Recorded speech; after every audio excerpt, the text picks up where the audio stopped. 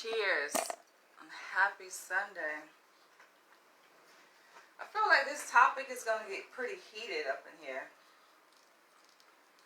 So I'm already prepared. I got my AC going. I got my nice glass of cold cranberry juice. We're going to jump right on in. So I received an email yesterday that I was very delighted to read regarding a question someone had.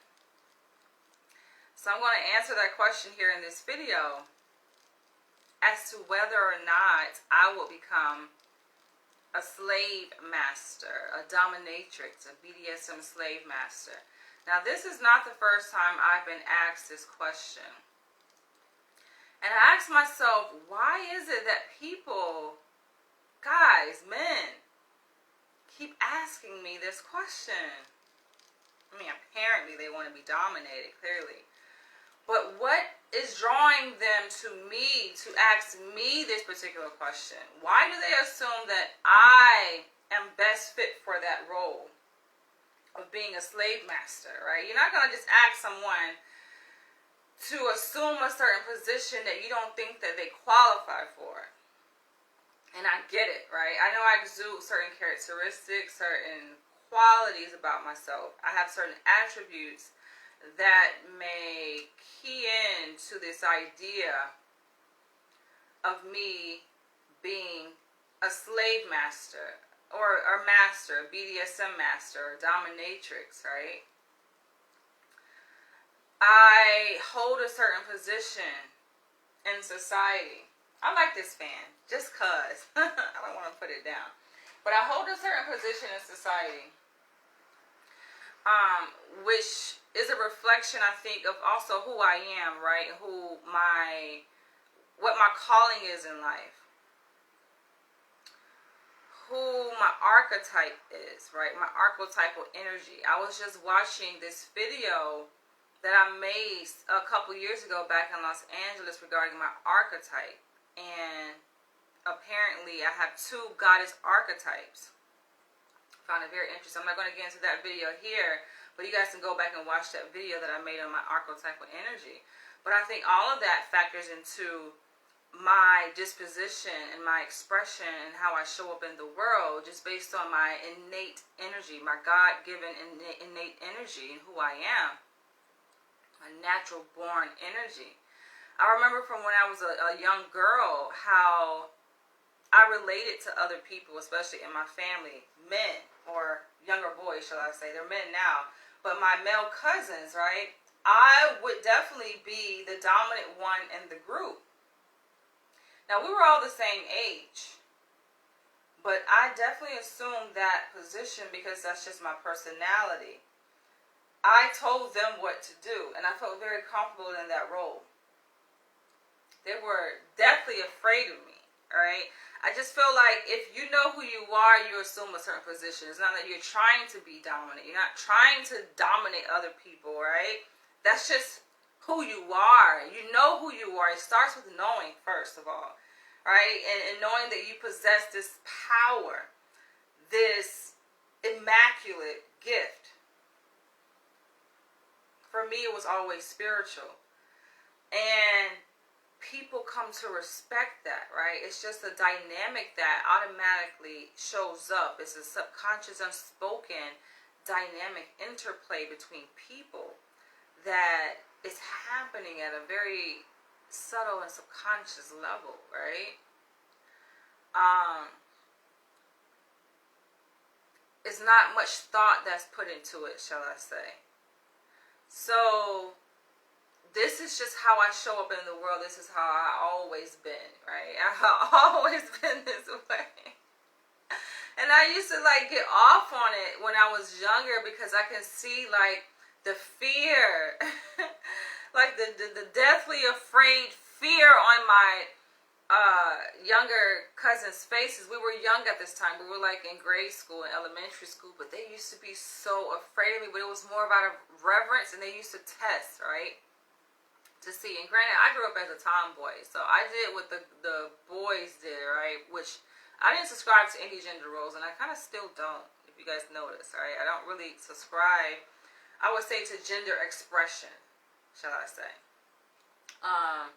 And in terms of girls supposed to wear dresses and girls supposed to wear jewelry and earrings and sit with their legs crossed and do this. Like, I didn't really do that. Like, girls supposed to play with Barbie dolls. And I had my own baby dolls. I had Cabbage Patch, Barbie doll house, and all of that. But I also played outside with my male cousins. I played football. I played basketball. I would like to play tackle football. Like, this is giving you guys just an idea of the type of young child that I was. I will climb fences even better than the boys. So I did all of those things actually better than them, right? And so for me, this is just who I was. And I remember, like, they would try to test certain limits with me to see, like, how far they can push me.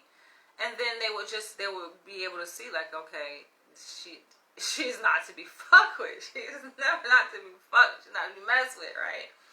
And I would like that. I would like that level of respect. I didn't like the annoyance part of them having to test those boundaries, but I did like that I was definitely respected amongst my male cousins and their friends who would come over to visit, because they knew their place, essentially. So I think that when people approach me online, these men, and it's not just white men, it's predominantly white men, but not just white men. There are black men who have messaged me and tried to solicit my interest in dominating them. Now, first and foremost, I don't have an interest in having any kind of personal relationship with anyone from my social media following. That's that's never been in my purview. But yeah, like I said, going back to the question of trying to understand what draws them to me, right? And I get it. I make videos on a wide array of topics relating to BDSM, cuckolding, alternative sexual lifestyles. So I can understand it from that perspective, and that I talk about certain things so openly and freely, and I'm very free flowing, right? I'm open-minded, free-spirited. So they assume, like, okay, she has this disposition, that is kind of unrestrained in her thinking and her way of being. Perhaps she might be interested in this. And it's just like, I'm not. I can't force myself in a certain position if that's just not what I desire. That's not who I am at my core. That's not where the universe is taking me or pulling me, right? In terms of the magnetic pull. And I think sometimes we don't see outside of ourselves to be able to understand what is drawing us to certain interactions with people. What is drawing us to engage in certain behaviors and activities, right? It goes deeper than us just seeing something on TV and thinking it's cool and like, oh, I want to try this, right? It goes deeper than you going on your phone and watching a porn video. I'm like, oh, I'm tickled by this. Like, I want to see what it's like, right? It goes deeper than that. It's something, I think, bigger than us, outside of us, in this universal pull, in this magnetic pull, right, within the universe that draws us to certain things. And I would like to look at it through that lens as well, to see that there's a reason why I am drawn more towards the submissive role. Given that I have assumed this position and I have power, innately have power over my own self, right? And I know how to use and utilize that power in my interactions day to day with people on a casual level, right? Professional level. Like, that goes without saying for me. That's not a problem for me. Like, I'm in a position of power, right? So why would I be pulled in that position to dominate? See, I don't think people look at it from that perspective. But I would like to look at these dynamics, these interpersonal dynamics, and these alternative relationships through a psychodynamic, psychoanalytic lens, which I think I did a great job at breaking down cuckolding. Why are typically white men drawn to this lifestyle of cuckolding. Why do they want to be cuckolds? There's something within them that has transpired over the years, something that has molded them into this person psychodynamically, going all the way back to childhood, that is drawing them into this position to have this desire, being pulled in this direction to want to be dominated by a woman, let alone be cheated on by her, right? And sit back and allow her to have sex with different men.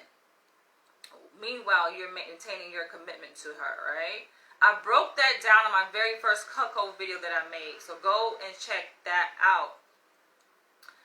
It's the very first video in my cuckold series. I created a whole playlist on my YouTube channel, so check that out at Danny's World on YouTube.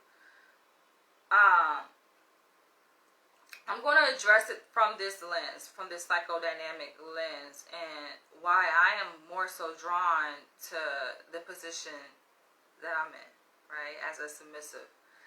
But I have to reflect, because you know how Facebook sends you these memories, right, these annual memories, and so I'm looking back, and a year ago from today, July 2nd, I made a post that said,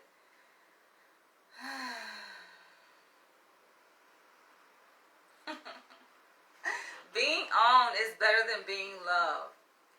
Now, it's not the first time that I made that post, but I had to restate it again, right? And I say this frequently because I truly stand by it. I truly believe it. I truly feel this, that it's so much better to be owned than it is to be loved. And we're talking about quotations and societal understanding of what love is, right? This is where it gets very tricky, and this is where we have to kind of slow things down a bit to break it down, because how we've been taught, socialized to believe what love should look like, right? Oftentimes it's not how it's played out in certain relationships and the dynamic, right? And especially in my life, I'm such a different person, and I live in this freedom of expression to just be who I am. I don't care what society thinks, right? So, especially in the current times we live in now, where people are stepping more into this world of equality between the sexes and feminism, right, and women's rights, which can serve a purpose in a certain aspect. But for me, and I've said this before, that I don't like the way things are going, because men are becoming more feminized. They're becoming more effeminate, demasculated, emasculated. I don't like that, right? I like my men, manly men, dominant men. I like the men how they were back in the day, right?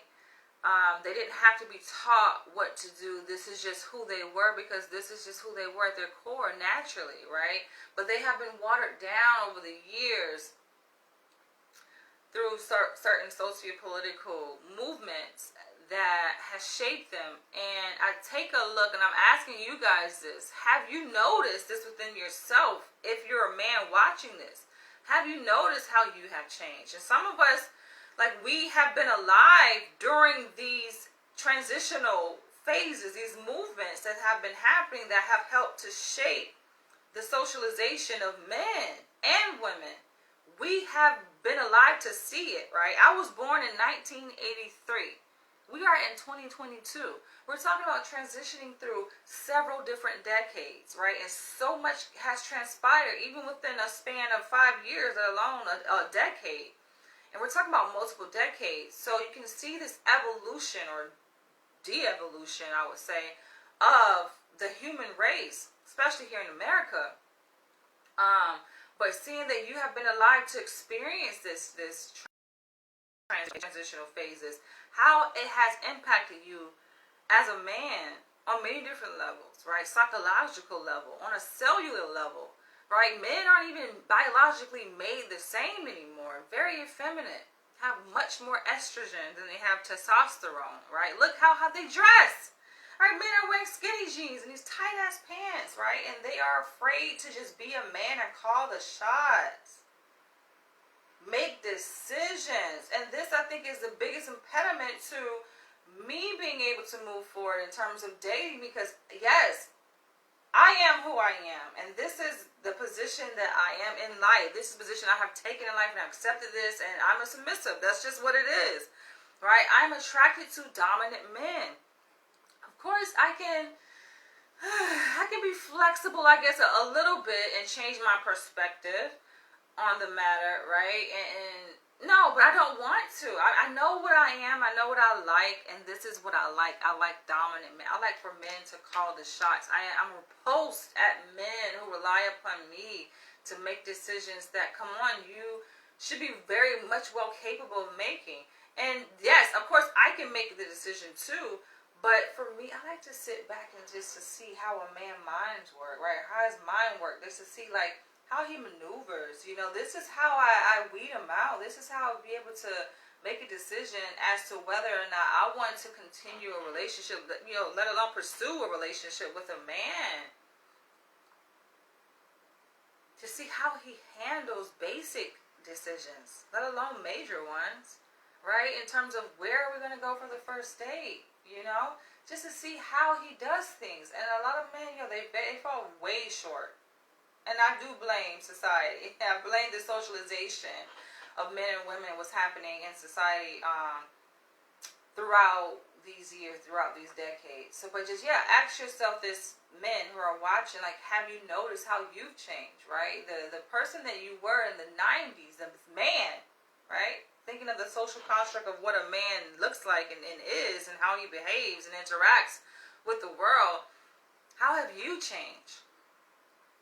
From the 2000s to the 2010s to now we're in the 2020s. Like, how have you changed throughout these decades?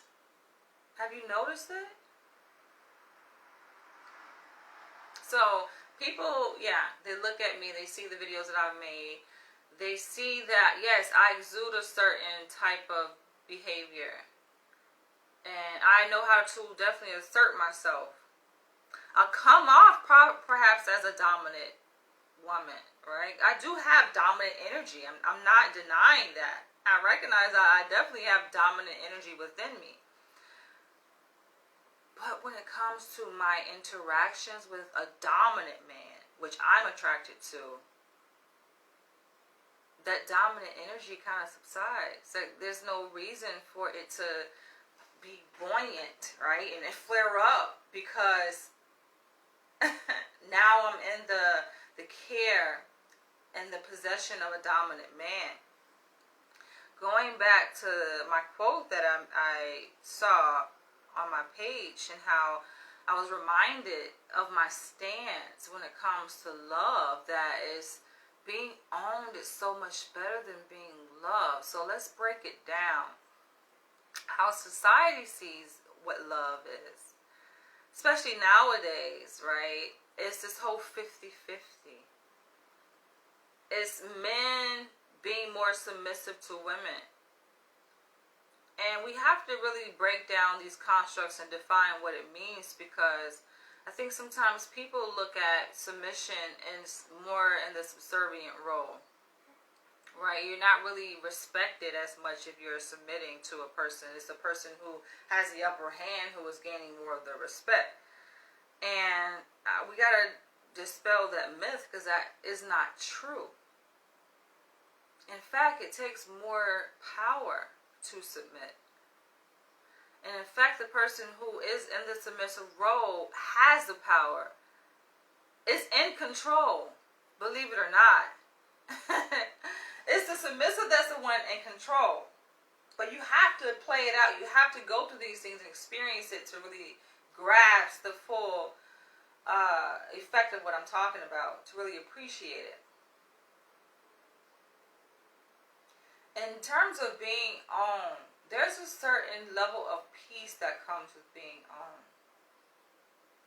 Men don't want that responsibility, right? Because Yeah, it's a certain degree of responsibility that comes with being the owner of a submissive, right? Of being a master, of being head of household. That comes with a degree of responsibility that a lot of men have shifted away from.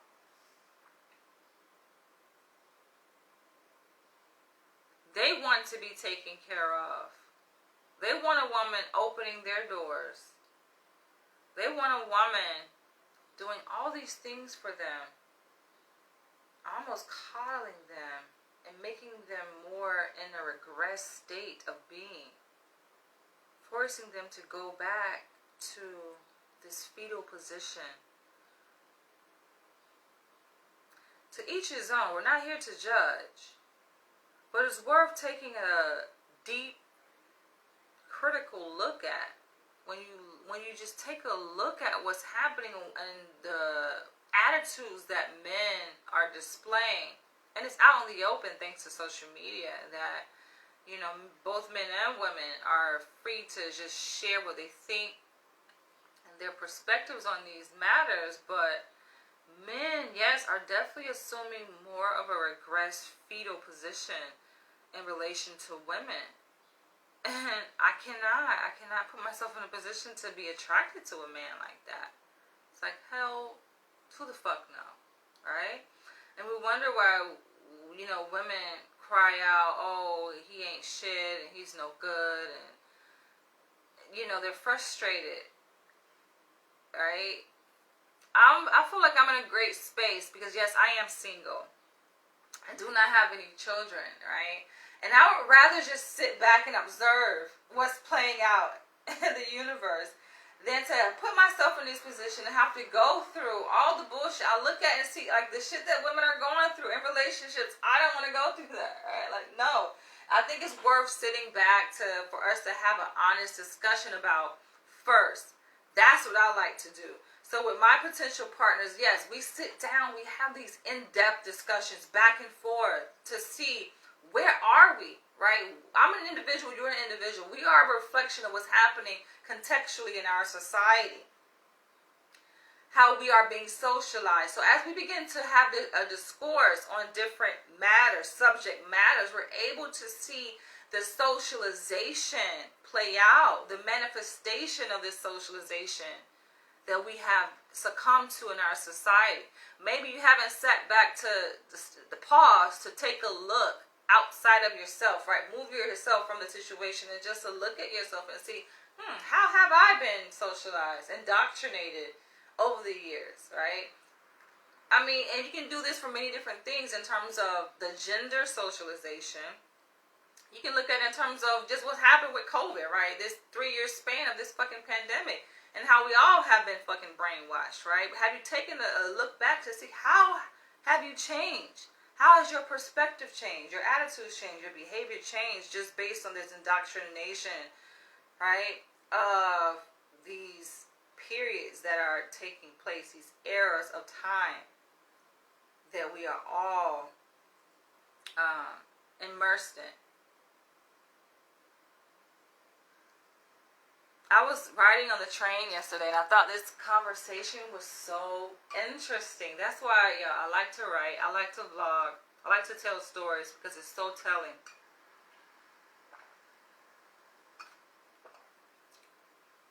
I like to learn from people, and you learn from people just by listening. And so I'm riding on the train yesterday on my way back home from the hospital where I work, and there was this trio of young white women who sat down next to me. One sat down next to me. I think the other two were standing. At the corner of my eye, I saw that the complexion was white, right? But then I think that ethnically, they were from different ethnic groups. So I think it was a white woman, an Asian woman, and I couldn't really tell the other ethnicity. But they were white. And I'm listening to the conversation. Not that I wanted to, but they were just in my ear, and that's one thing I wanted to emphasize. It's funny how people often say, "Oh, I'm bored." There's no way you can be bored, especially here in New York. There's no way you can be bored or lonely because there's just too much shit to do. There are too many people here in New York City. you don't have the space to be lonely. Even if you wanted to be, alone or wanted to be lonely, you just don't have the space because people will inadvertently infiltrate that private alone space that you want, right? You thought you had, because it's just so many people essentially. So yeah, I'm sitting here and then like they were there and I couldn't help but listen because they were talking out loud and the conversation was getting good. And I hear one young girl, she's saying, oh yeah, I called him to wish him happy birthday, but I got no response. And I felt very saddened by that because we had been dating for 5 years and we celebrate each other's birthdays. And then I come around and even though we broke up, his birthday comes around and I wished him happy birthday and he didn't even reply back.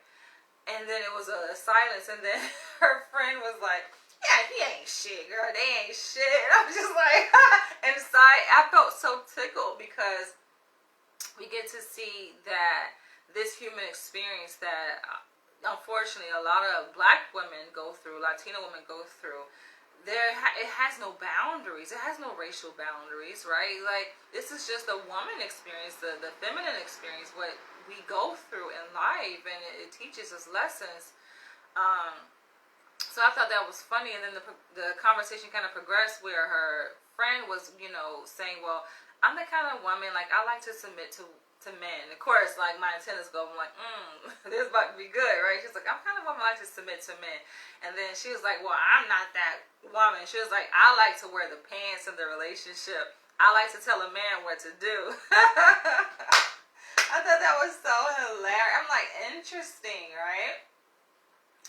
Because those are the conversations that we've been having, especially here on this channel, in terms of, what we feel our role is and how we relate to the opposite sex or the same sex, right? So, yes, for me, I do find that I'm happier. I feel more satisfied, more satiated when I am able to assume the role of submission. That to me turns me on. I get turned on by true dominant men who want to own their women, want to own them in the sense of taking care of them, because as I said, being owned is better than being loved, because it's love, right? It's not that just because a person is owning you, they don't love you. No, it's a step beyond that. It's a greater responsibility for the person who is the owner, and it's a greater sense of security for the person being owned, especially when you're in the right hands, right? I think for some people who hear that statement, their mind goes back to a space where they're reminded of a bad experience that resulted from trusting another person to take care of them, to own them, right? Or own certain parts of them, being able to make certain decisions on their livelihood, right? Their survival. So things didn't go well, right? And so automatically you are being reminded of these experiences, these bad memories, right? And so from there you make a decision and you assert that no, that's not true, right? Based on you're speaking from experience. But I'm also speaking from experience and knowing that when you are in the right hands, you can be loved very deeply by someone that owns you. And it feels so good. It's just like, a lot of you guys have never experienced that state of bliss and peace and happiness. You're too afraid, right? Because you've been hurt, you've been mistreated by someone who didn't own you, right? Just by someone that you love. And so you're like, hell no, I would never put my life, I would never put my future in someone else's hands to that degree. Considering, right? You're thinking about past failed relationships with people who you were equal to, let alone giving a person that much upper hand. Some people actually have been in relationships where they, took a chance trusted a person who had a degree of power over them, right? Not that they own them, because that is almost absolute power, right? We're talking about being a master, being an owner of another person. That submissive or slave is relinquishing a significant degree of power. Sometimes all of the power to this other person. And some of you guys have been in that situation, and from experience, you're like, you're averse to that, right? That idea. For protective reasons. You don't want to put yourself in that position because perhaps you were abused, right? That person abused their power over you, so you're like, nah. Now, I disagree with that statement. The statement which I made of being owned is better than being loved. But for me, I'm with it, yo. I'm with it all the way, and I've gotten on here and I've shared my experience in dating a dominant man. And yes, the lines can get blurry. So the lines did get blurry in that relationship. But I would say it's awkward, right? From a perspective for which you guys can understand the word awkward. But for me, that's what drove me deeper into the entanglement, right? It's like our love was becoming thicker in that sense, because the lines did get blurred. It's just like, whoa, it's like going down this hole.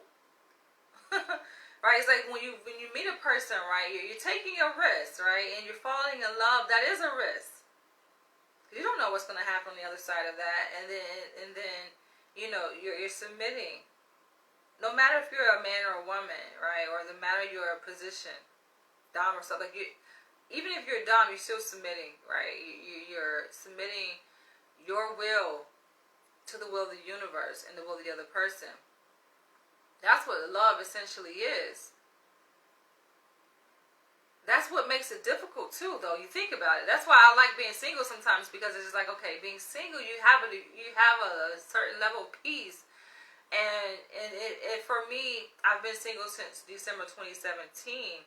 That means that I have been the sole person in control of my life, which comes with a degree of safety and familiarity, essentially, right? When you're with someone, you're relinquishing that degree of power and security and safety and your will to explore the will of the universe or the other person's will, and somehow your worlds come together, and it's just like, right? So friction comes, problems come, and you're like, okay, what the fuck? Should I break up with this person? It's not working out, right? And some people decide they're savvy at a way of problem solving that interpersonal conflict, and then they continue to move forward with that person. Ideally, I guess that's how it's supposed to go. But I've definitely been in love, and I've been owned, and it felt so good. I'm just thinking of the memories. It felt so good, because like I said, it's a peace. It's a degree of peace that surpasses what people are familiar with, right, or understand. When you know you're in the right hands, right? You know this person has your best interests in mind.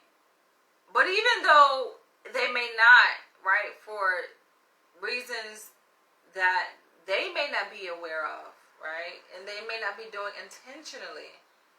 They just may be fucking up, right? Just making poor decisions because you've kind of bestowed this power upon them. And they don't know what the hell to do with it, right? It's a fine line to dance. I'll give an example. So in my last relationship, I was dating a dominant man. And it's not that he was subscribed to BDSM, right? He was exposed to it by me, actually. But before we even crossed paths, he was just dominant at his core. That was just his personality. And so and him knowing that I'm submissive, right? And then the way the energy played out, which you guys probably will be shocked to see, like, yo, she's really submissive, all right? Some of you guys may see it, but I know I get it. It's difficult because, you know, I present in a certain way here on camera. Don't let that's the sign you guys get fooled. Don't let the camera fool you. You have to really be in a person's presence to really feel that person's energy. You may be able to pick up, but you can get blindsided, I think, by this shield here and this barrier here, this camera. So you may not be able to grasp that full understanding of how my submission plays out. But yeah, when I'm in the presence, right, and then the care of a true dominant man, yo, you're talking about submission. It just flows naturally. And so that's what happened. And it's just like, it happened so quickly. That relationship progressed so quickly in the sense that even from day one, we moved in together. Like, I had my own place in Manhattan, and he had his own place in the Bronx, right? And we were living our lives separately before we crossed paths, but then it's like we crossed paths and love happened, and boom. We were just like inseparable. It was just a match made in heaven, like a glove that fits so perfectly. And I submitted to him because I wanted to. I felt safe. He took care of me. He wanted to take care of me. He said, you know, you don't have to contribute to the bills. That's just exactly what I wanted to hear. And he cooked, like he did those things that a man does. A dominant man does. He cooked for me. And, yo, he even washed me. Like, I'm in the shower, he giving me a bath. It's just like, what? It's just like when I say own. And it felt so good, right? He shaved my leg, like things that I didn't ask him for these things. He just did it. Like, this is out of his own recognizance. This is just his own nature. He's just doing it. This is who he is. And I'm just going with it. Just like, he's like, I'm going to shave your legs. Just shave my legs. You know, washing me in the shower. Like, I didn't ask for this. Just coming in and giving me a shower and washing me, right? Feeding me, and I'm just like, oh my gosh. And of course, making decisions on my life and what I'm gonna do and what my future is gonna look like. And there was a part of me that I felt, oh shoot, this is kind of scary. I'm just like, right? But then I'm such an adventurous person, and I seek thrill, right? Like, I seek excitement. And I'm not really afraid of anything.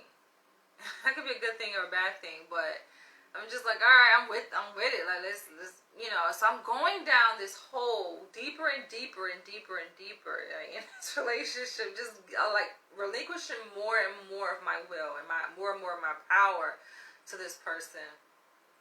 And yes, it did get to that point, as your mind probably is thinking, like, okay, you know, there was a point where it became abusive.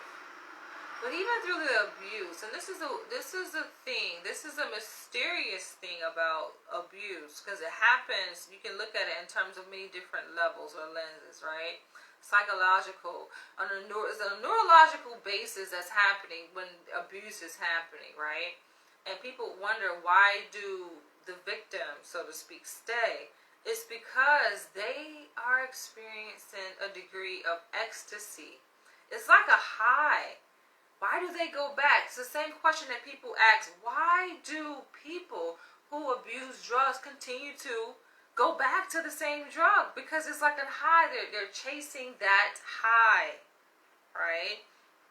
So there are neurochemicals that are released even when a person is going or experiencing abuse or harsh treatment.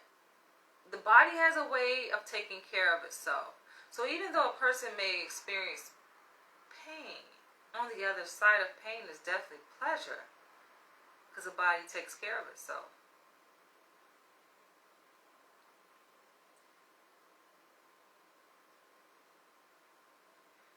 And it's that balance, right? It's that balance within our body on a neurobiological level, that when we experience pain, almost simultaneously we experience pleasure.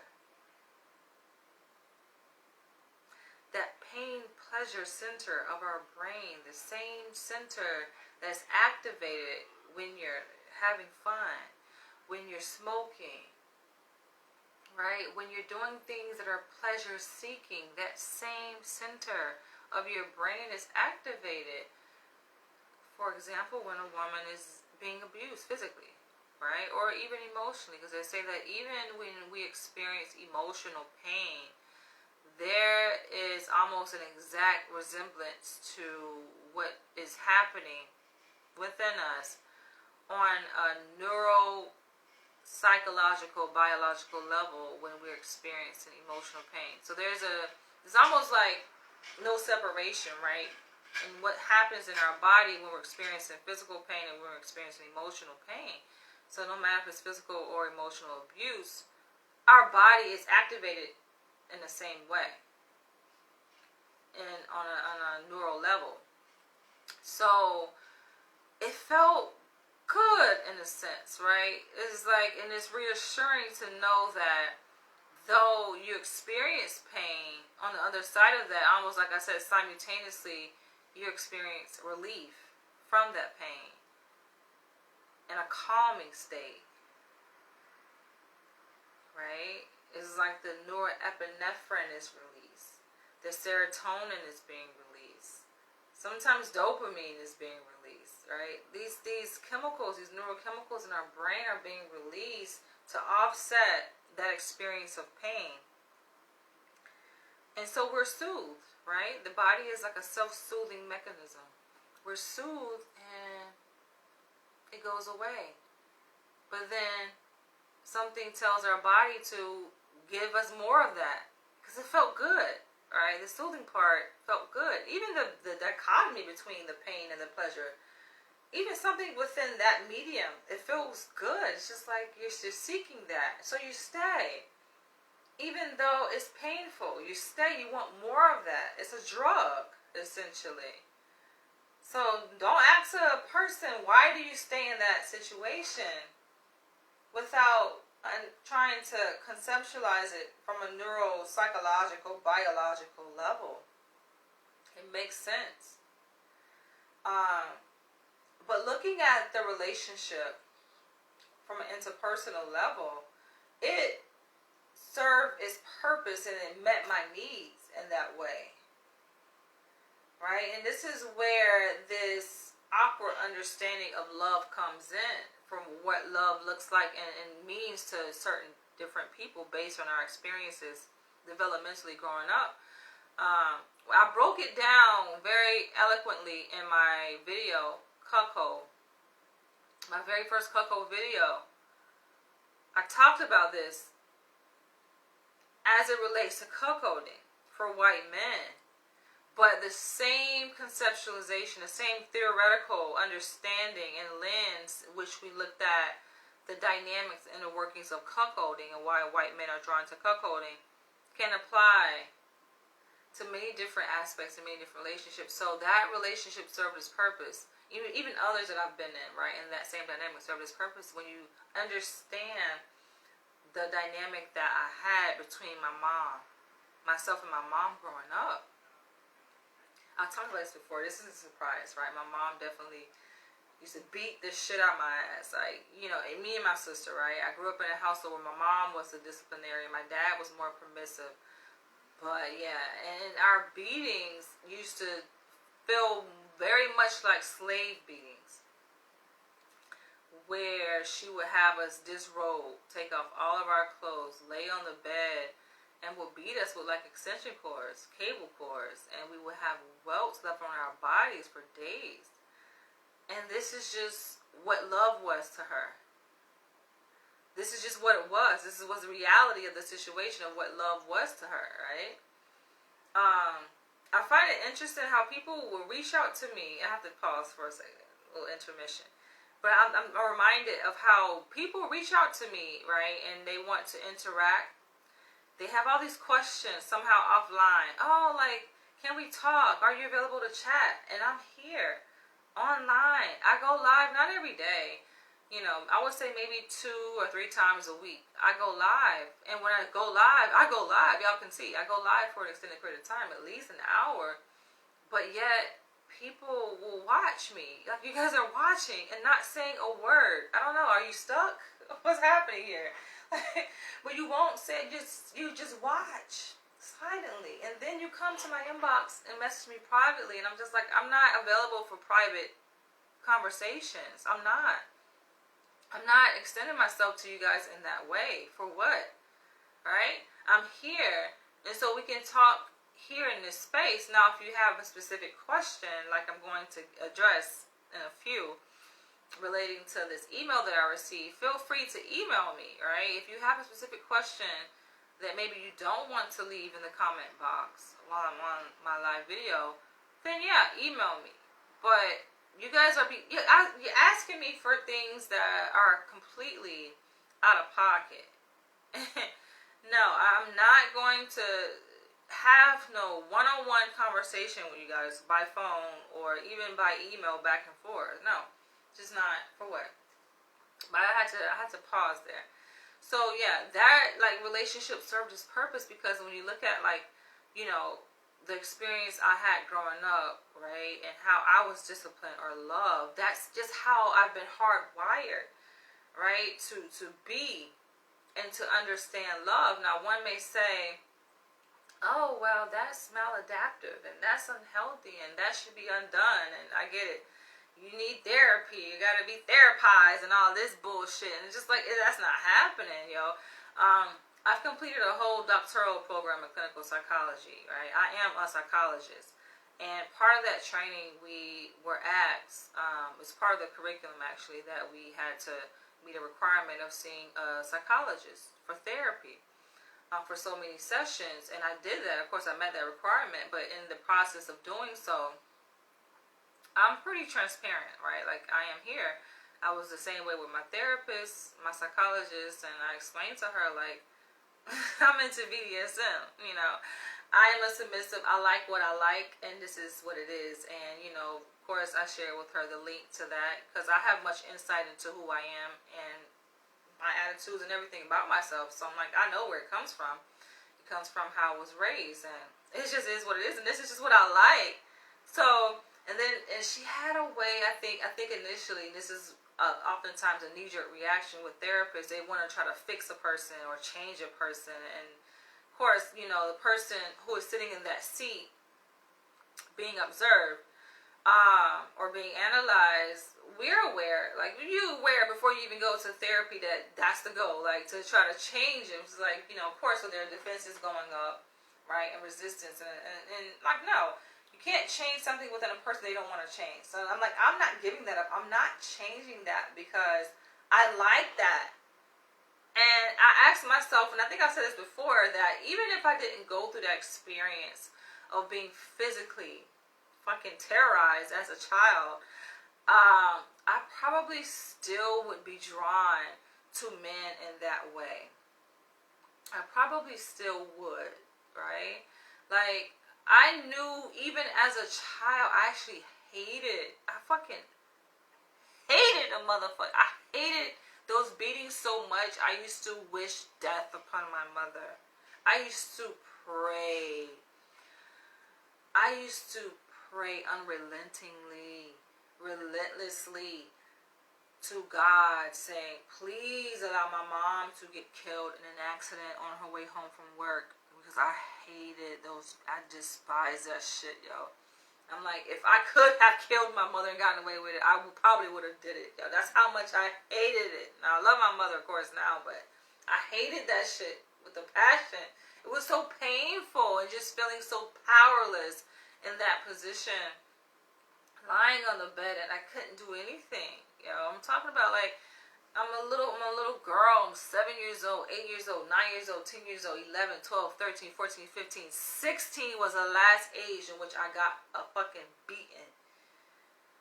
But I was powerless. I could not do anything. And she would threaten me and my sister. She was like, if you want to call the white man, I dare you to call. I dare you to call CPS. She would say, they're going to come and pick you up. If you call them, they're going to come pick you up, and they're going to do you worse than I do you. So I dare you to call them. She's like, sit there. Hand us a phone, pretty much. Terry, take the phone. Pick up the phone. Call them motherfuckers and see what happened. Yo, my mom was brutal, okay?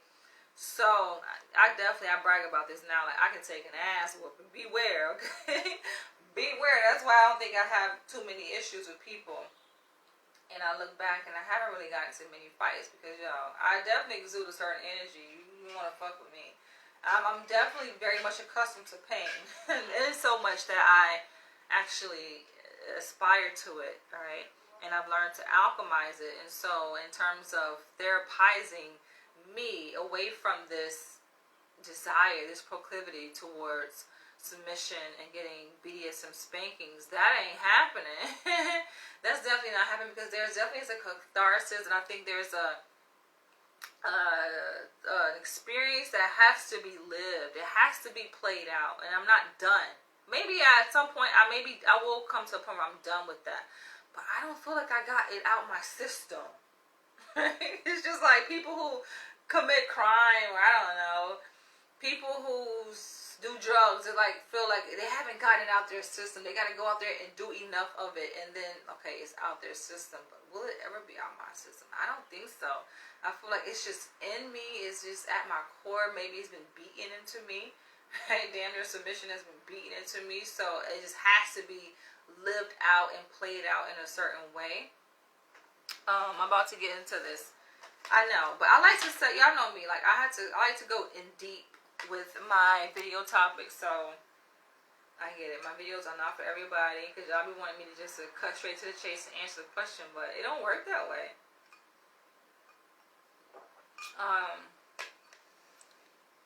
But I'm about to read this email that was sent to me yesterday and address this question, which is the topic of the video, as to whether or not I will become a dominatrix slave master.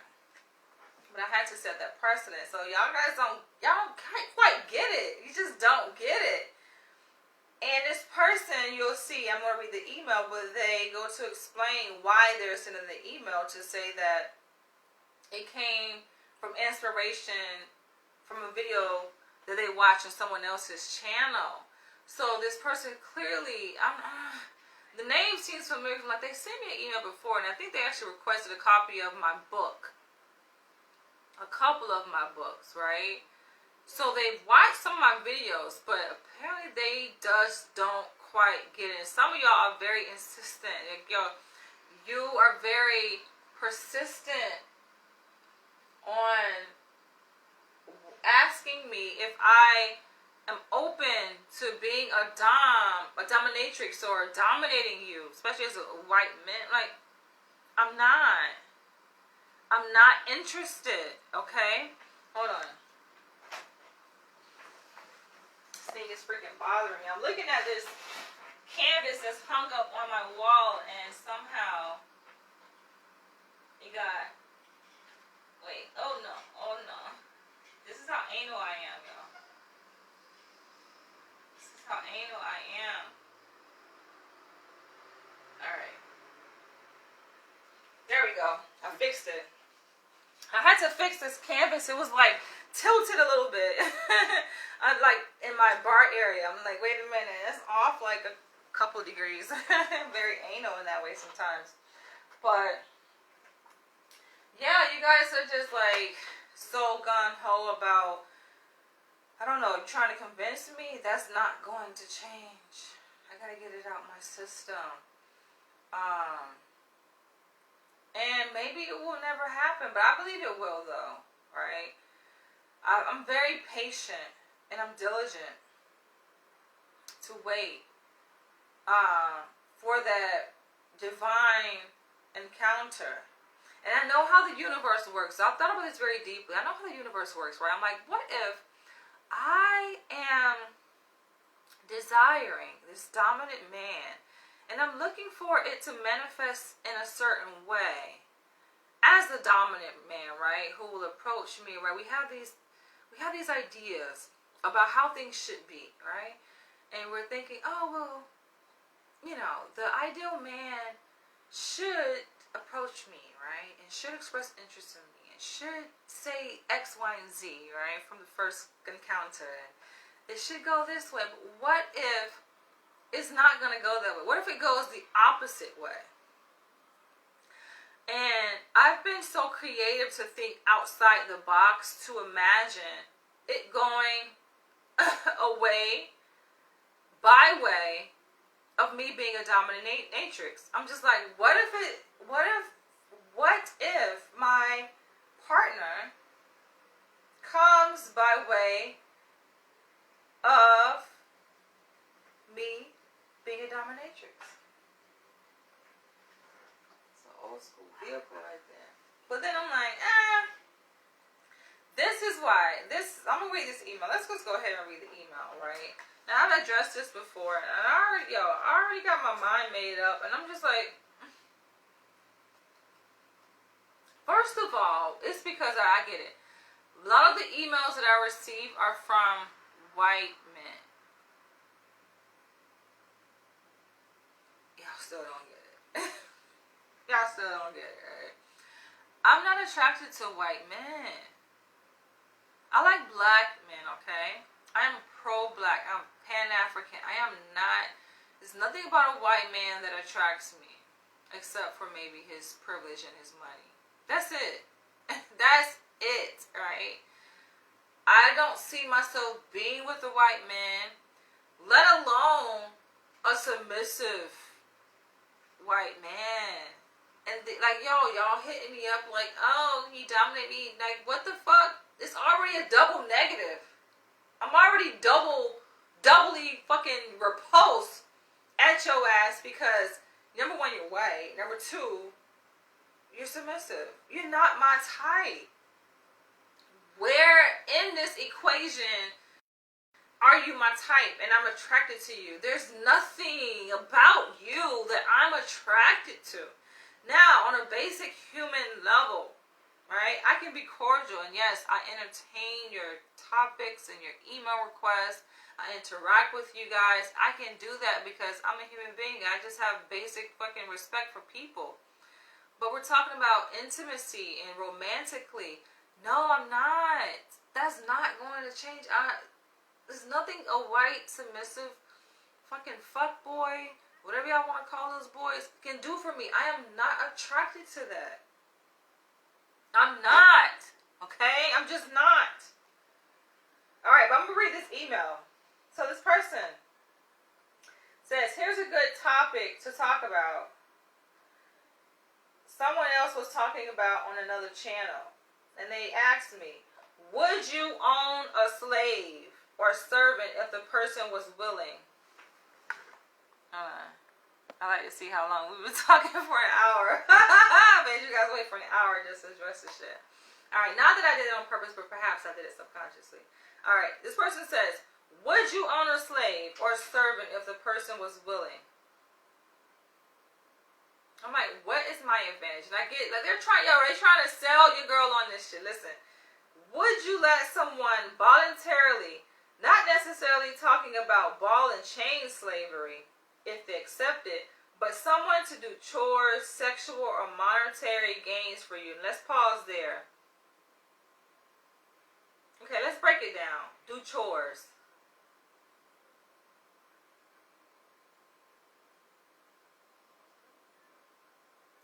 Now, granted, I have thought about hiring an assistant or a maid, right? Someone just can help me around the house, right? Because you get to a certain point, I don't want to be bending over scrubbing my tub.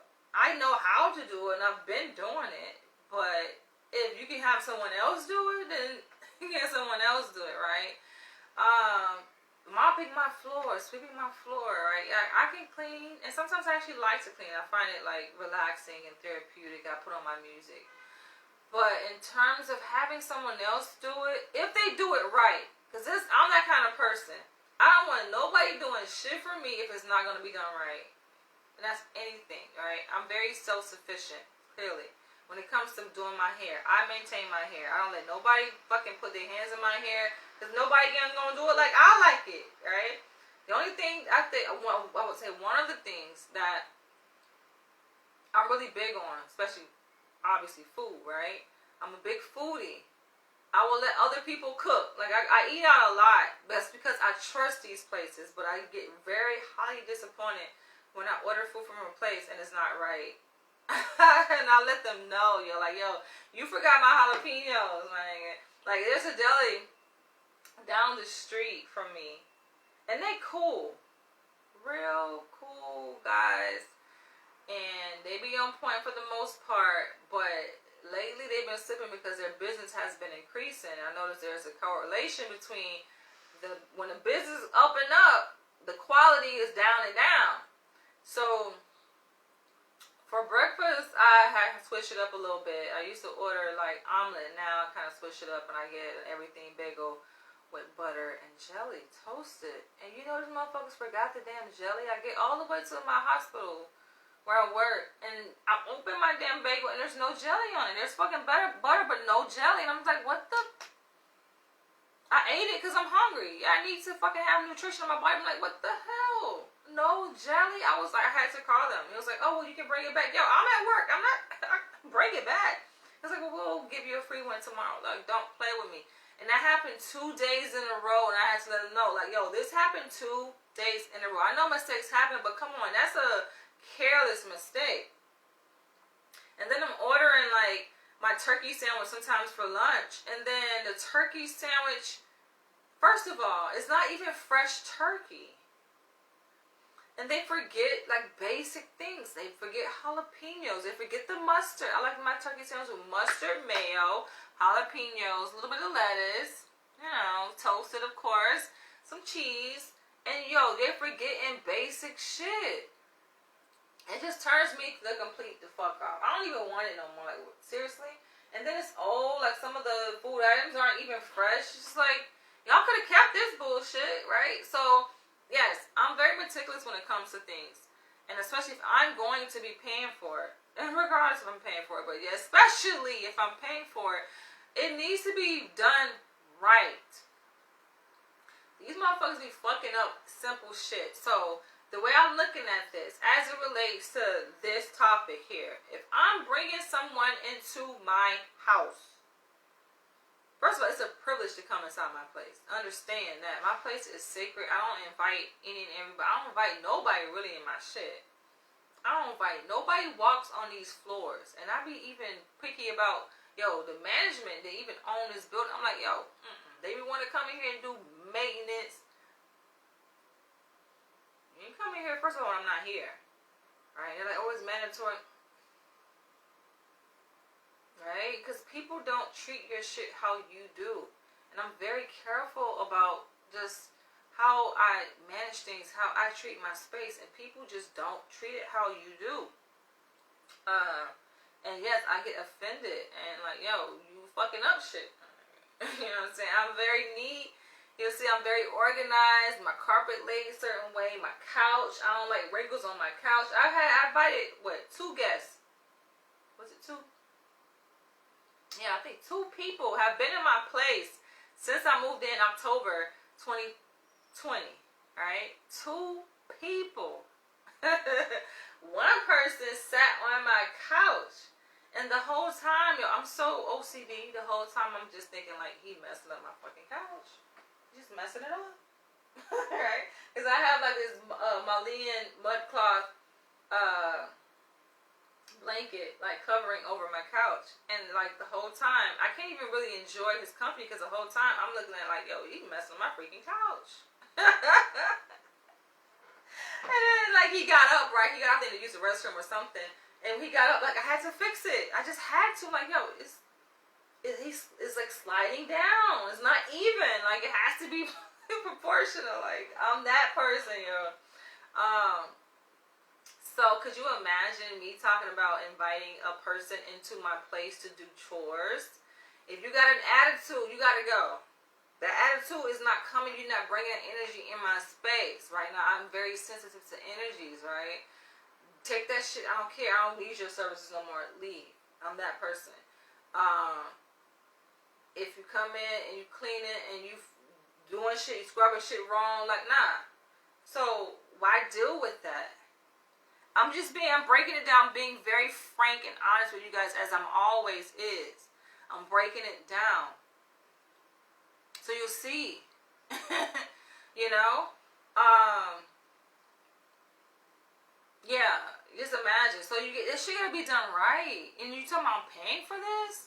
Right? So just imagine. So transition this over to me having a person do this, and I'm not paying them. They're just doing it because that's their service to me, right? And that's how they get off on doing chores. I don't see that working out in any kind of way. Because I know there's going to be things that person is going to do to annoy me. And I know if you're coming from the position of being a submissive, right? Or being a slave. You know, for some people, it's the reason why they are in that role. And oftentimes they are more in a regress state psychologically.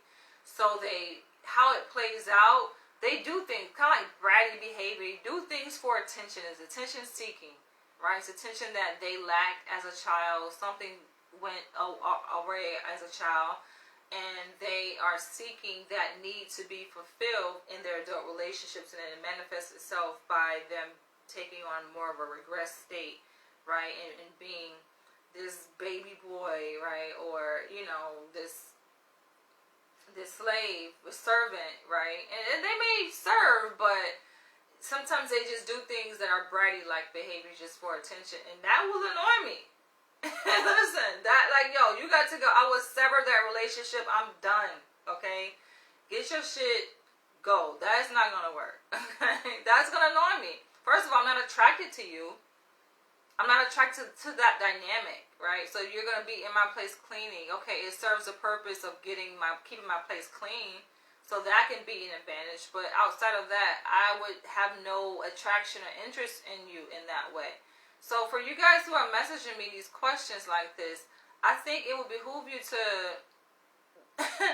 don't waste your time, right? And go on videos where you know a person is a dominatrix, right? They make it clear like, yo, I'm a dominatrix, meaning they get off. There are people who actually get off on having slaves and servants and people cleaning their house and doing these chores and kissing their feet and all that, right?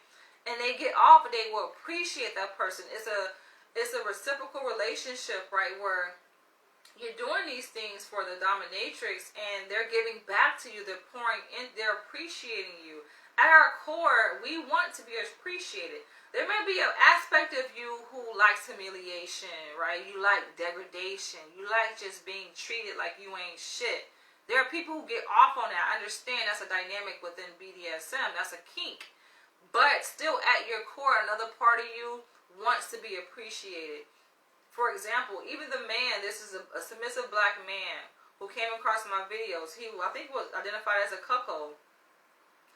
And by nature, okay, so we're talking about cuckolding, right? We're talking about an activity, a dynamic where a man allows his female partner to have sex with a man.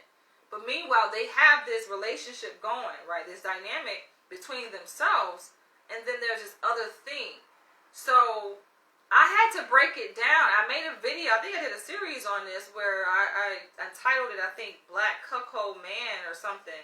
Something with the words Black Cuckold Man. Look for that video in the series. But I had to point out, like, okay. So his question to me in the email, which I responded to, was like, oh, I'm getting dogged out. Like, I have experience where, you know, I'm a good man and I submit to these women. I even, you know, I serve them, right? He's saying that, you know, I don't even want to say it out loud. It's just disgusting, the imagery, right? But basically, like, you know, he serves these women sexually. And then they go out. These women go out and they have intercourse with other men. And then the woman, his female partner, comes back to him and he cleans her up. He finishes the job. Right? He's like, I do all these things, you know, even being a financial servant. And she is just not appreciative. She just tosses me out, discards me. Oh, she does. Oh, no shit, Sherlock. Do you esteem yourself as a man who is deserving of respect? No, you do not. Because there's a deeper part of you, right? It's more on a subconscious level. Maybe you're not aware. Maybe I don't think he was aware. Because when I started to call these things out, I began to make the unconscious conscious. In my response video, he was so triggered. That was the one who said that I was muddying the waters. He said, you're muddying the waters. I'm muddying the waters. I'm muddying waters that are already muddy. I'm just pointing out the obvious. Yo, I'm pointing out the obvious in this dude's reality that he wasn't even aware of himself. He did not love himself. But I'm muddying the waters because I'm opening the curtains. I'm turning on the lights. I'm a part of BDSM, okay? I'm in it. I'm deep in it. I've been there. I've done it. I'm living it, all right? So I get it. I get the dark side, right? It's the reason why we're drawn to certain kinks within BDSM in this lifestyle. I get it, right? Just because I'm comfortable in my position to turn on my own light, you have to understand, if I'm coming from a certain perspective in my videos, right, and I turn on my own goddamn light, and you're writing to me wanting my perspective and my response to a question, comment that you have in your email, just rest assured that I'm going to turn on your light. And if it's some things that you have not taken a look at within yourself, it's going to be unnerving. It's definitely going to be unnerving. You're going to feel very uncomfortable. You're going to be triggered. You're not attuned to yourself. I think this black man also lives in New York City. He's not attuned to himself. But you're mad at me. No, take that energy, all right, instead of projecting that anger onto me, because I am the person turning on your light. And reflect. Look at yourself. So I left him to do that. To look at himself. He had to sit with his own emotion. I let that shit be. I just ended that and stopped the back and forth discourse, right? Yeah. So for me, you guys have to understand, like, I do look at things from many different angles, and especially considering, I do this for a living. I study behavior I just do it. Even before I became a psychologist professionally, this is just who I am at my core. Like, I study people. I study myself. I spend a lot of time alone studying myself. To know other people, you gotta know thyself. I've done that. I've been doing this since I was a little girl. Right? So this is just who I am. And so, understand that even in my relationships, even my intimate relationships or potential, it comes a point where, yes, I am going to raise awareness. If you don't know yourself, you will know yourself by the time I get done with you. You definitely will, right? I'm going to show you some aspects of yourself. And for a person who is proposing the idea of wanting to submit to me and take on these roles, right? Do you really?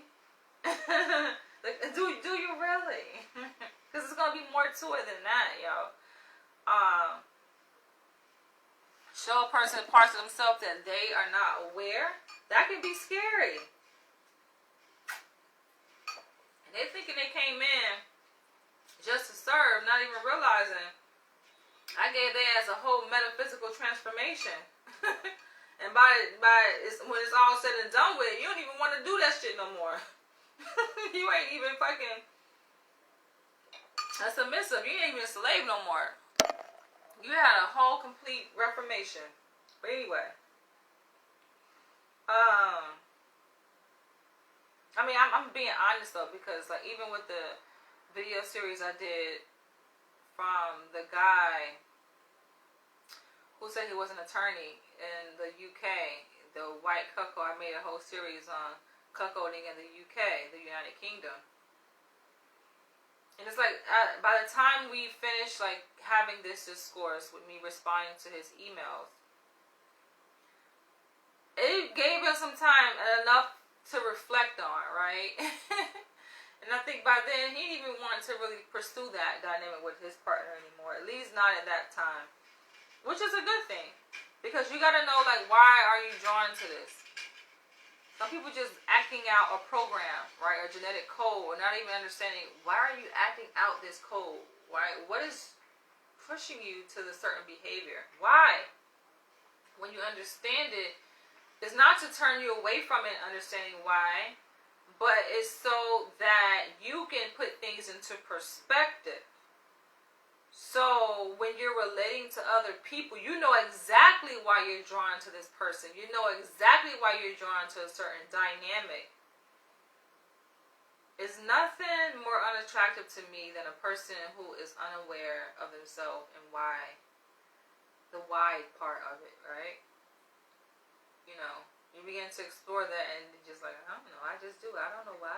Like, I just, no, you need to know why. Have insight. Because that becomes problematic later on down the road and not knowing yourself.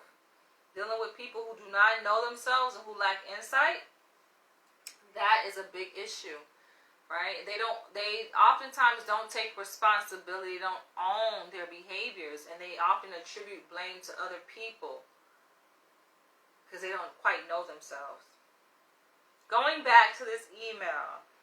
So we addressed the part about doing chores. The next part is sexual or monetary gains for you. Could I see myself having a sex slave? Someone serving me. So you got to understand, like, go back to what I'm interested in, right? The dynamic that I am interested in, which is I like being dominated. And that's not just sexually, right? It starts mentally. It starts psychologically for me. That's what turns me on sexually, right? It's the psychological domination. I like beatings. I like spankings. I like bondage. How the fuck will that work if I have a slave? Right? That's like, I mean, it could, right? Thinking outside the box, right?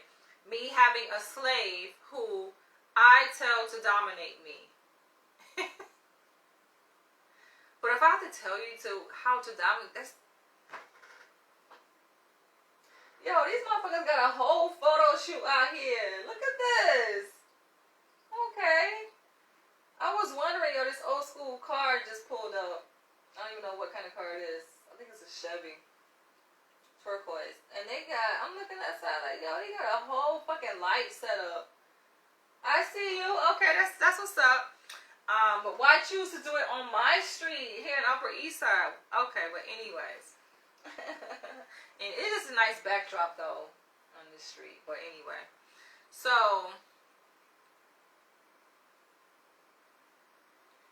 I could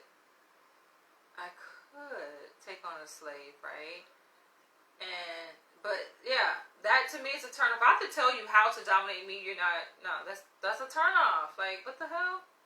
No. That goes against everything what it means to be a dom. That doesn't do anything for me. Okay, so how would answer this? If you're watching this, you made it to this point and you are a submissive man who wants to serve or a slave, like, how would that, what can you do sexually that's going to benefit me? Help me understand. I know a lot of people go to would be to provide oral sex. That's not me. I'm not turned on by oral sex. I don't like giving or receiving. And giving does nothing for me. It just doesn't. When a person gives me oral sex, that does nothing for me. In fact, I'm repulsed. Right? Because there are germs in people's mouths. And no. I like the good, strong Shango stick. Okay? Hardened dick. Listen, that's what does something for me. And it ain't just straight to the dick, right? It's the foreplay. That in the foreplay, we're not talking about kissing and touching. That's part of it. Talking about that psychological foreplay. That telling me what to eat, right? Not asking me what I ate. Telling me what I'm going to eat. Telling, that's a quick photo shoot. Okay, who you is, bruh? Raiders. I need to do me a photo shoot, yo. It's time for me to do a photo shoot. It's been a minute. When was my last photo shoot? I can't even fucking remember, yo. Did I even do a photo shoot when I was out in LA? I don't even think so, but okay. Where'd he get that car from, though? Hold on. Hold the fuck up. Look at that. They just set up a whole photo shoot up out here. Where were we? But yeah, that don't turn me on. What, like, in what way? Why, how could a slave turn me on sexually? And then go on to the monetary gains. Yeah, I've had men that say that they want me to dominate them financially. Take control of their bank account. Hell no. That I feel like that's too risky. I'm not taking those kind of chances. I feel like I have too much to lose to be sitting up here tampering on some fucking borderline shit with these people who lack self-awareness, who are not attuned to who they are, right? Because that can easily be used against a person. Hell the fuck no, right? A person can, and we're talking about these activities and alternative sexual lifestyles within the context of mutual consenting adults, right? These are mutually consenting adults engaging in these behaviors and activities, right? We ain't talking about no goddamn kids or doing anything against anyone's will. This is all mutually consenting. I should have said that at the beginning of the video. But even with mutually consenting adults, people, like I said, don't know themselves, right? Have a change of heart, have some awakening. And it's going to happen inadvertently anyway. Even if you are self-aware, it's not to say that you're excluded from going through an evolution. People change, right? So you can enter in a dynamic of a relationship where it turns you on to be slapped in the face, right? But then at some point down the road in that same relationship, you experience some kind of awakening, an epiphany, right? Or exposure to something where, you know, you have a shift cosmically in your universe, in your mind, and you no longer like that idea, right? But you're in this submissive role of being slapped. So it's difficult for you to say anything, right, that's going to change that dynamic and that experience for you. So it's like part of you wanted it, part of you was just like, nah, I don't think this is me anymore. But you don't say anything. But yeah, and still we're talking about mutually consenting adults, right? And then somehow you make yourself a victim when before you actually thrived off of being slapped. You got off on it, right? You profited from this emotionally and psychologically, and then somehow you're the victim, right? I don't got time to deal with that bullshit. You know what I'm saying? Right? Where the person is saying, oh, you can take control. And for me, I don't want that. Right? Even if, let's say, it was mutually agreed upon, and, you know, there's a contract signed, which, I don't know if you guys are aware, but BDSM contracts do not stand in court, okay? It is good. The thought of it is cool, it's fun, but it doesn't stand legally in court. And so I don't even want to do that. I don't want to dominate a man financially. I got my own money, right? If anything, I want a man to take care of me. Now, one may say, okay, well, that can fit into that, right? That paradigm. If you are dominating a man financially, then you can have him pay the bills, and, you know, he does all these things for you financially. But it's still a dynamic that I'm not turned on by, right? Because what kind of man is wanting to do that? Those kind of men are the beta males, right? There's men that I don't like. There are submissive men. There are men who are looking for me to own them. I do not want to own a man. Sorry. Now, just because, listen, you're watching this video and you are that man. Just because you're hearing me say this doesn't mean that you do not have value. Just because I'm saying that I do not want to own you and I don't see a use for you does not mean, I'm looking at my video collection like, wait a minute. Hidden Colors 4. I thought I had other Hidden Colors. But anyway, just because I am saying this, that I do not want to own you or dominate you, does not mean that you do not have value. And someone else, I'm sure that you would go well and can be used by someone else. I am just not that person, okay? Moving along. I have had subs wanting to do stuff like this. I've had some do chores and reward them with sexual favors. So now I'm a bit confused, right? Because this person is asking me if I would own a slave, and then you're going to say that you've had subs, assuming that you are a dom or you are a master, right? So he's saying, I have had subs wanting to do stuff like this. I've had some do chores and reward them with sexual favors. I've had a sub for his reward to eat me out. So this is a woman. Could be a man, right? Could be same sex. But assuming this is a woman. I've had subs wanting to do stuff like this. Okay. So assuming this is a dominatrix, right? Coming to me, trying to solicit my interest in being a dominatrix.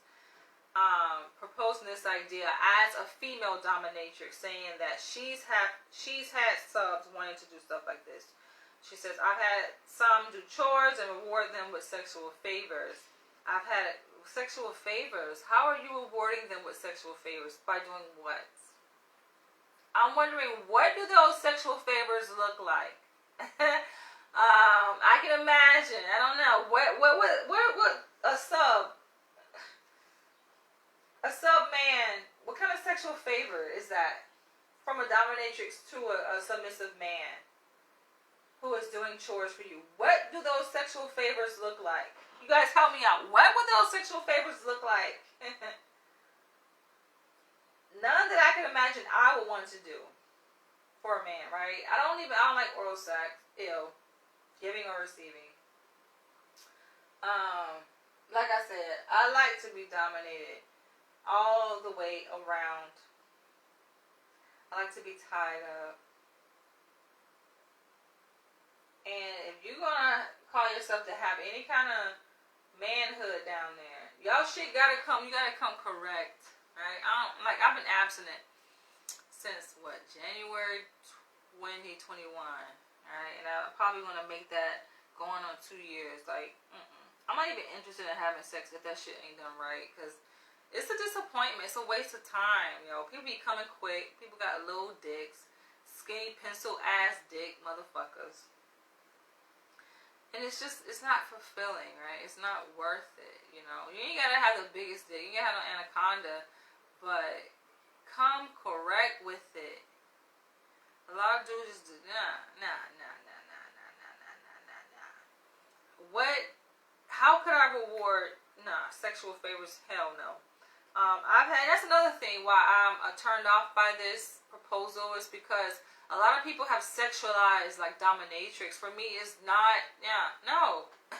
I know I talk about this, and you guys have to understand there are many different variations. There are many different flavors and colors of how BDSM dynamics in relationships are played out. You got the bedroom BDSM practitioners, right? They only do this in the context of just sex, right? It's just sex for them. They're not 24/7 around the clock. That's not what I'm here for. And that's a big part of my frustration and issue when it comes to going on sites like FetLife, right? Or even just regular dating sites, because they think that I'm there just to be objectified and used for sex. The fuck? That's so vain to me. Like, I'm not interested in that. That does not turn me on. I have absolutely no interest in that. There's nothing that is exciting to me about sleeping with some random person I do not know. I do not share an emotional connection with. I don't have a future with. No. No. That doesn't turn me on. Right? And so you come across profiles on FetLife where people are showing their genitals, right? Men and women, and showing the different little things they do, that their fetishes, you know. I'm just like, that's not. I don't want to see a man's dick that I do not know. Point blank. Period. I need to get to know you. I want to know your mind, right? That to me, I'm a sapiosexual. That to me is sexy. Let me see your mind, not your dick. Let it be a surprise. They leave nothing up to the imagination. They're just putting it out there, showing your dick. It ain't even a sexy dick pic. It's just like, nah. So that's another issue I have. Like, people hypersexualizing this, right? And seeing me only as an object in the sense that I can be replaced. Objects can be replaced, right? People cannot, right? And I think every individual person brings with them a very unique characteristic that cannot be replaced by anyone else, because it's something that they bring that is very unique and different, right? So whether that is on a spiritual level or whatever kind of level it is, you know. And in terms of a lot of people who are drawn to this, they're drawn to it out of objectification and the hypersexualization. And objects, like I said, can be replaced, right? So, you know, I just defer them to other people. I'm like, listen, you know, keep going, right? You'll find the object that you're looking for to meet your sexual need, but I am not it. And I really take offense to that, right? So I'm like, you know, maybe you're just channel surfing, continue channel surfing, and go to the next person who you think is a black female dominatrix that you can serve and objectify, but I am not her, okay? So we're about to wrap this up. This person says, I've had a sub for his reward to eat me out. Okay, so she goes to say what the rewards are. For his reward to eat me out after another guy. It's not reward, no. It's not rewarding. Now, speaking of having sex with multiple people at the same time, and I know this is ironic, right? But it's not a contradiction to what I said just now a few minutes ago. It may sound like it, but that is one of my fantasies, to have sex with more than one man, right, simultaneously. Now, let me break it down, because when people hear that, they think like, oh, well, you know, that sounds slutty. No, these are men who I share a connection with, right, beyond sex. And when we're talking about connection, we're not just talking about having similar interests and, oh, we connect because we both like ice cream. No, right? My interests are definitely a lot more sophisticated than us having similar interests in fucking food. And that's why I also get turned off when people message me on regular dating sites and they're like, oh, what's your favorite food? What's your favorite color? Because they're trying to establish a connection on very menial things as food and goddamn ice cream and favorite colors. Do I look that simple, right? You know, on my dating profile, I mentioned a few of my interests, which include Pan-Africanism, for example, politics, traveling, right? I like food. I like tasting food at different restaurants. But to have a conversation on that, it's nothing gonna get my wheels going talking about food, right? Eating food, yeah, but talking about it, no. Sorry. And so they think that's a way to connect. That's not, no.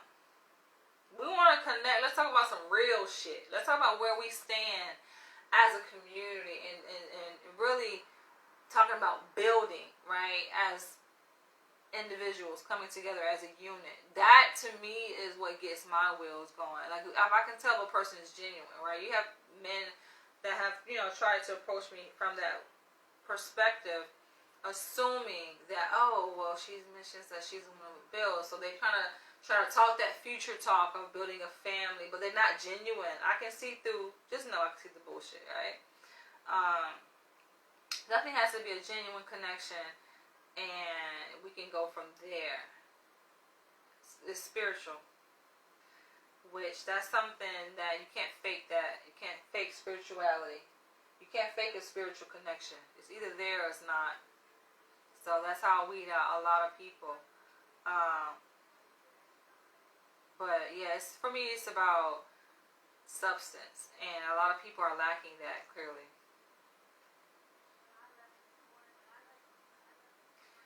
She says, I've had them buy me stuff or pay for tickets. I guess it's gonna, maybe I'm hard to please, but maybe I'm not, right? It may come off that way when you guys who are watching this video may say, oh, damn, you hard to fucking please. Not really, though. But I can do all of that for myself, right? I can do all that for myself. Now, like people say, oh, paying for tickets, right? Paying for tickets? Had them buy me stuff. What the fuck? No. How about buy me stuff? How about you buy a trip, right? How about you buy an international trip? That's how you can impress me, right? Pay for a round trip for me to go to Ethiopia or Kenya. Now we're talking, right? If you're really serious about that, let's talk about that. We're talking about building connection. Let's build on that. Y'all be on this bull, oh, eat me and eat you out. Listen, a vibrator can do a much better job down there, I think, than a man, some random man's tongue can, right? Now let's talk some real talk, right? We're gonna talk about buy you stuff. How about you build me a house? Now we're talking. Can you build me a house? Oh, now my pussy getting wet, okay? That's the kind of servitude I'm talking about. If y'all want to sit up here and talk about servitude, would I take on a slave? Which I wouldn't consider that being a slave. I would just consider that being a kind act of service, a humanitarian thing to do, right? A lot of white people, men especially, want to make the argument, oh, well, this could be reparations, right? They pitch it in that form. That's the end of this email. But they pitch it in the form of, oh, you know, you can take on a white male slave and, you know, he could just be at your feet, serving you, cooking for you, cleaning, you know, paying you things. You can take advantage of him financially. You ain't got that kind of money that I would that would even gather my interest, right? Just, you ain't there, you know what I'm saying? Now, if you talk about, like I said, you talking about booking international trips, right? Putting me in the finest of finest hotels, paying for the round trip flight,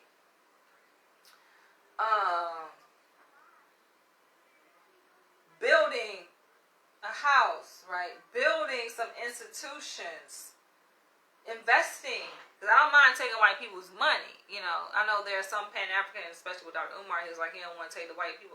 All money ain't got no damn color. That's how I look at it. It ain't got no color, right? So even money that comes from black hands still came from white people's hands, right? Those black hands that got that money work for white people who paid them from their white hands to the black hands. So all this, the black dollar, all money is green. That's how I look at it. But no, not any money or dollar amount moves me necessarily. You know, I'm not moved by money. I'm moved by mission. I'm moved by purpose. So a lot of people are vain. You got women that jump up and down because, want to take me out to eat. That doesn't move me. I've had men that try to pitch that to me. Oh, well, you're so beautiful. I'm gonna take you out to whatever restaurant you want to go to. I'm not moved by that. I'm just not. I've been on a date where a man spent over $1,000 with me for our very first date. Flew me out from Los Angeles on the spot. Like, this was some, like, spontaneous shit. This is when I was living in Los Angeles. Booked the flight last minute. The flight was itself $1,000 round trip. Booked a hotel reservation. Not that we stayed at the hotel, but the hotel had this immaculate restaurant spinning, revolving 360 showing you 360 views of New York City, right? That shit was like $700-800 reservation just for that dinner date. Like, he went all out, right? So when men be like, oh, I'm gonna take you out to eat, like, it's not impressive. First of all, I take myself out to eat at the finest restaurants. I spend good money on myself when it comes to food, clothing. So how can you match that? It's difficult for people, men, especially to match that. I'm not impressed by that, right? So I've already laid it out to give you guys a thorough, clear understanding and picture, right? And going back to this universal pull, which I think that I didn't spend enough time on to make it make sense, where I think for people who have this strong desire to dominate other people and to be in control, oftentimes lack that, right? For various reasons, you know, from their own personal experience developmentally and throughout their life trajectory, they felt disempowered. So nothing turns them more and more or pleases them more than having the opportunity to own another person, to dominate another person. But for me, you know, I was born knowing who I am, knowing.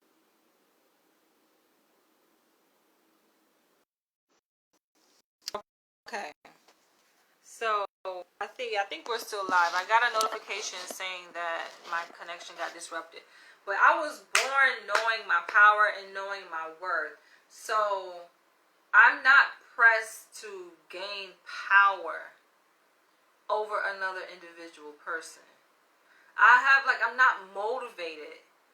There's no part of my being that is pressed for that, to gain power over another person.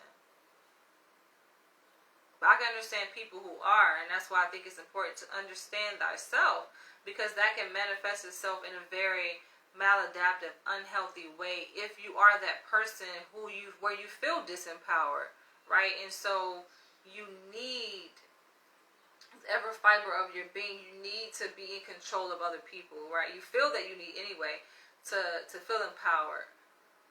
That can be dangerous. So, but yeah, I'm definitely not in that position. So with that being said, given that, you know, I rest in my power, I stand in my power, I've had this power since birth, like I feel safe enough to relinquish power. I feel safe and secure to share that power with someone else. Like I don't need that power in a sense, you know, because I feel very secure in my being. And hell, fuck yeah.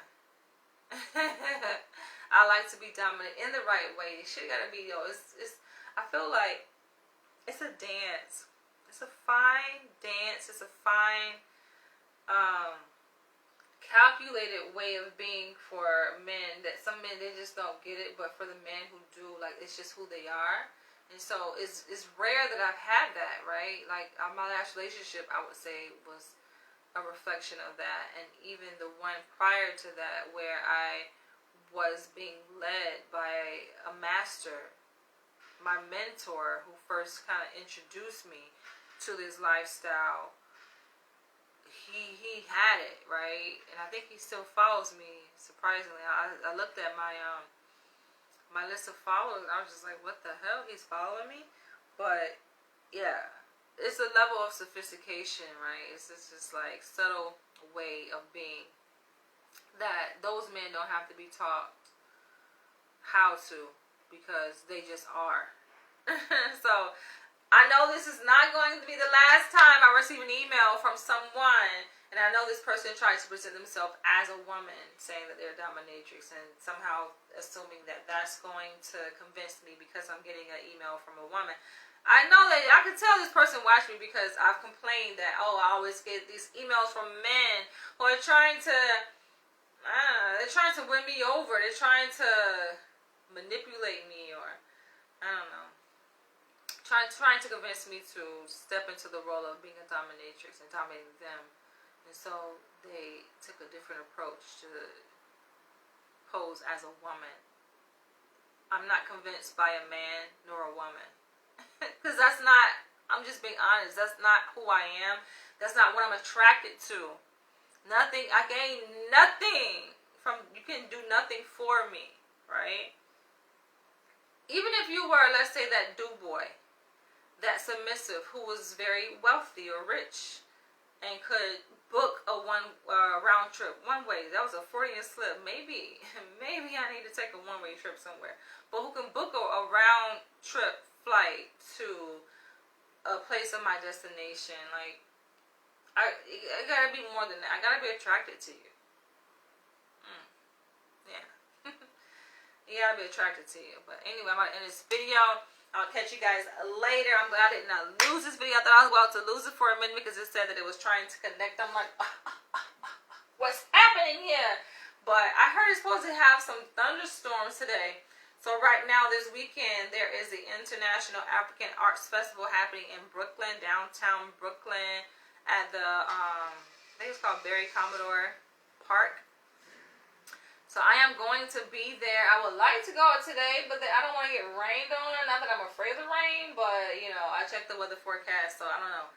I may go depending. I checked the weather forecast also for tomorrow, and I think tomorrow, which is Sunday, and Monday, 4th of July, is going to be clear. So might be better days to go. But yeah, I think John Legend going to be there. It's going to be lit. I saw some videos of people going live about it yesterday.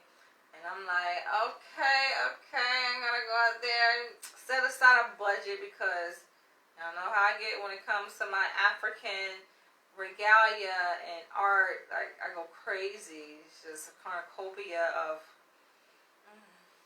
life that I want to consume. So I gotta definitely make sure I go out there with a budget. Last year I went out there with a budget to spend no more than $300, and I only spent $120, so I did good for myself.